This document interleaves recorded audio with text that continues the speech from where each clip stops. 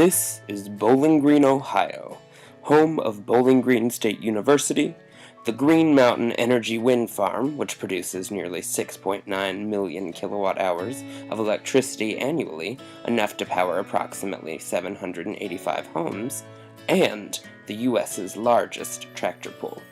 For decades, New Haight Realty and Brownbriar Rentals have owned 95% of the rental properties within Bowling Green city limits. On August 3rd, 2014, that all changed. For the past 25 years, Bowling Green, Ohio has existed under an extremely top-heavy real estate market. There are countless apartment complexes, condominiums, houses, and business spaces that are rented out each year, but few were leased outside of New Haight and Brownbriar Rentals. A 2009 Chamber of Commerce local business survey calculated that these two related companies own a total of 95% of these spaces in town. With the majority of the real estate business of the town relying upon student housing for the university, local realtors know that they must cater to the needs of the university students. Often, these needs were overlooked in terms of mismanaged properties, ill-timed responses from management, unkempt grounds, and several other problems. That is nothing compared to the issue with the company's workforce. On July 15, 2014, allegations of exploiting illegal immigrants for cheap labor began pouring in, causing New Haight director Ralph New Haight to step down, taking the entire company with him. While New Haight states that there is no truth behind these claims, both companies have been brought to court on the charge of exploiting illegal immigrants for cheap labor. The doors to both New Haight and Brownbriar Rentals have been slammed shut, as Ralph New Haight has been drawn into court. The offices have been cleared out, leaving nothing behind but taped-up windows. What was once the most successful real estate company in all of Wood County is now just another property up for rent. New Haight shut down his office on August 3rd after a week of negative press in the local Sentinel Tribune. Article after article was written denouncing the local business legend for hiring illegal immigrants as the majority of his employees. Adding to the case is the information claiming that New Haight forces those workers to live in his company's apartments, paying them barely enough to afford rent. Many employees who did not want their names shared stepped forward, stating that the company forced them to rent their properties at high amounts, also forcing them to live on the land that they took care of. Many stated that New Haight held the threat of deportation over their heads if they did not pay him for these apartments. August 7th saw the beginning of the trial at the Wood County Municipal Court. Unfortunately, our cameras were not allowed in the courtroom, so we have created a reenactment based on the court transcript and shown through the courtroom sketches. Judge Constance Williams enters the courtroom. The jury rises and sits as Judge Williams reaches the stand. Tension fills the room as Ralph New Haight is escorted in. As he arrives to the defense table, his handcuffs are removed and he is sworn in. New Haight's lawyer stands up and begins presenting his case. Quote, "Say what you will about New Haight's properties, that they're dirty and poorly managed, but Ralph New Haight would never allow his workforce to consist solely of illegal workers." End quote. A murmur of quiet talking erupts in the courtroom. "Order!" Judge Williams yells. The lawyer continues on for a few moments. The prosecution stands and calls their first witness. David Trent, head of the New Haight workforce, approaches the stand. The lawyer begins to question him. Trent states, quote, "I have worked for Ralph for 20 years, and in that time he has treated me, as well as the other office staff, with little respect. I have stood by the illegalities of New Haight's actions for far too long. Something must be done." He kept a hidden set of books in the office that documents all of the under-the-table deals with these workers over the years. It's all there in print. They were all paid with untaxed cash and were forced to live in New Haight properties. The lawyer hands a copy of the book to Judge Williams. She examines it for a moment, and then the bailiff hands it to the jury. Judge Williams states that this is clearly an open and shut case, and the jury exits the room to make their decision. New Haight sits in anticipation as his future is being decided behind closed doors. The jury returns to the room, and the head juror rises. Quote, "Have you reached a verdict?" End quote, asks Judge Williams. "We have," says the juror. "We find the defendant, Ralph Newhate, guilty of exploiting undocumented workers for over 2 decades. Judge Williams states, quote, "Ralph Newhate, you have been found guilty and hereby sentenced to 2 years in state prison and are ordered to pay $5,000 for every undocumented employee that you hired." End quote. Trudy Newhate, Ralph's wife, lets out a cry as her husband is escorted out of the room. This transcript reenactment allows us to see what happened in the courtroom behind closed doors, greatly altering the future of the Bowling Green real estate market. How will the smaller businesses deal with this large opening in the economy? We interviewed 4 such realtors, and here are their responses. To be honest, I couldn't be happier. We've been trying to stay afloat for years. Competing against Newhate and Brownbriar has become the focus of our company instead of supplying decent living spaces to our tenants. My name is Verdon Green, and I've been president of Green Realty for 10 years. Since moving into BG, I thought that we could do well and stand up to the Newhate Goliath. But every year we got further and further into the hole. This actually couldn't have happened at a better time, as we would have had to shut down in a year or two. Whenever there's such heated competition, things can tend to get a bit out of hand. It's kind of turned into an all-out real estate war in town. Newhate kind of kept everything in check while he was in charge, but now that he's gone, it's a free-for-all. Last week I actually caught Millicent Crew in our office shredding our files. Things got a bit out of hand, and she may have come out of it with a bit of a black eye.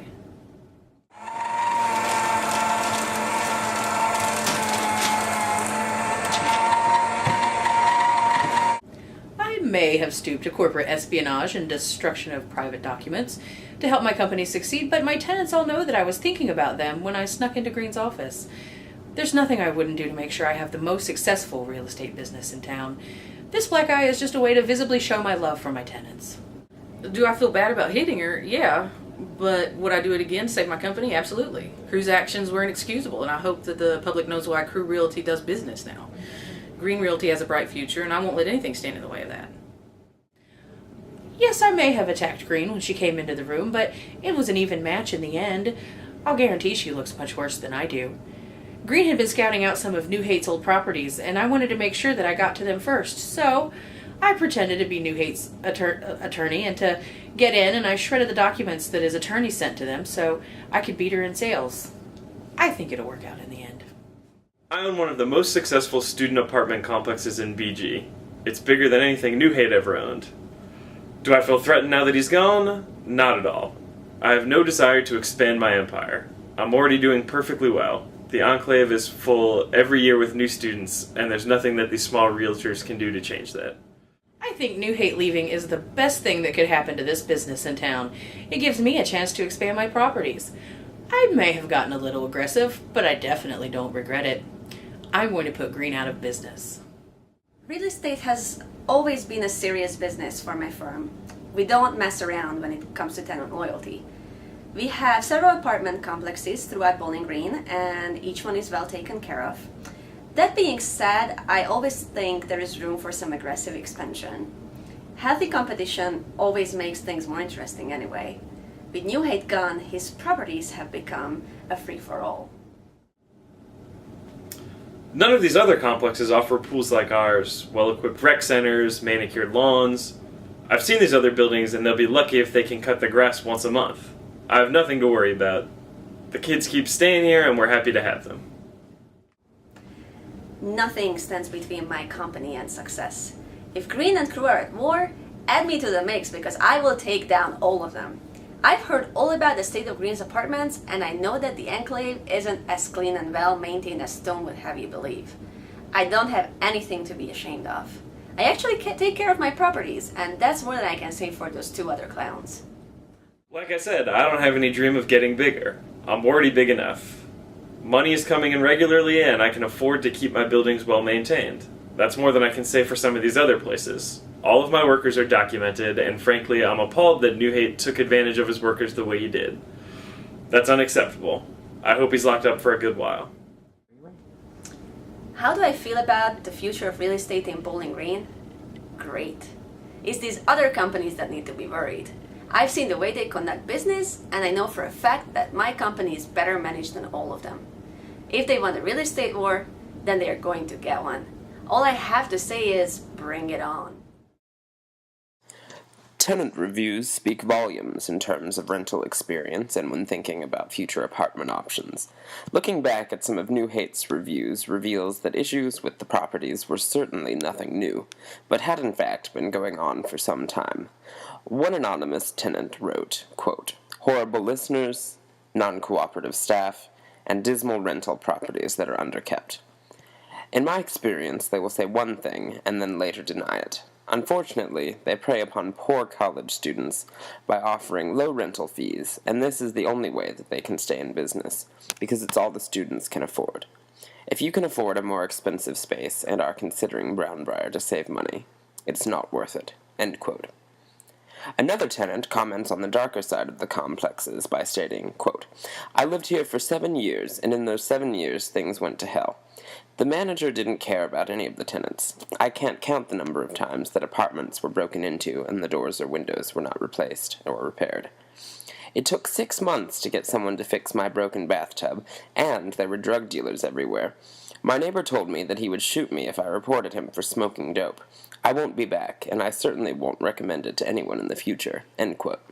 While the issues regarding the neighboring tenants are alarming, the issue of care and attention from the managing company is critical when thinking about living in a rented unit.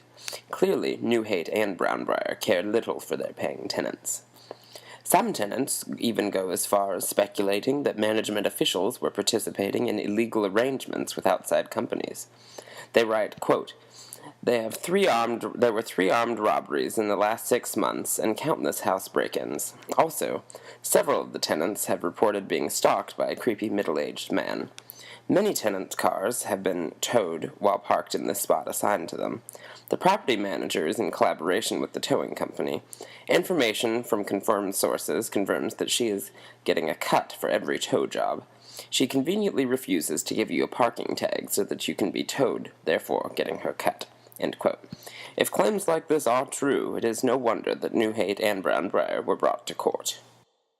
After speaking with several realtors in town, we spoke with Amelia Hart, a representative of the Wood County Better Business Bureau, to get her take on how this situation can be managed to prevent further damage to the fragile real estate economy of Bowling Green. Here's what she had to say. I work for the Better Business Bureau, and I just wanted to say the state of the real estate market in Bowling Green is quite problematic. With the removal of New Hate and Brownbriar, a form of corporate warfare has been initiated, forcing smaller realtors to attack the others in order to climb up the ladder of success. This is always the case after such a powerful force exits a community, leaving the businesses to fend for themselves. Where they once had to compete against New Hate and Brownbriar, this closure has pitted them solely against themselves. What advice can one give to struggling business owners who are stuck in such a predicament? Well, engaging in the corporate warfare is perhaps the worst possible solution, as it will only make the preconceived idea of the enemy company stronger, making it even more difficult to mend bridges and share the real estate market. Instead of attacking one another, these businesses need to be working together to repair the damage caused by New Hate and Brownbriar. With all situations like this, you'll get the businesses who smartly decide to remain neutral and not fight on the front line. Instead, companies like the Enclave, for example, focus their attention on providing the best possible apartment rentals for university students. Developing a coalition amongst these rivaling businesses would prove successful in fixing these problems that, if not resolved, could result in the closing of even more local realty businesses. I'm sincerely hopeful that these petty attacks will stop and that the realty economy will be restored again.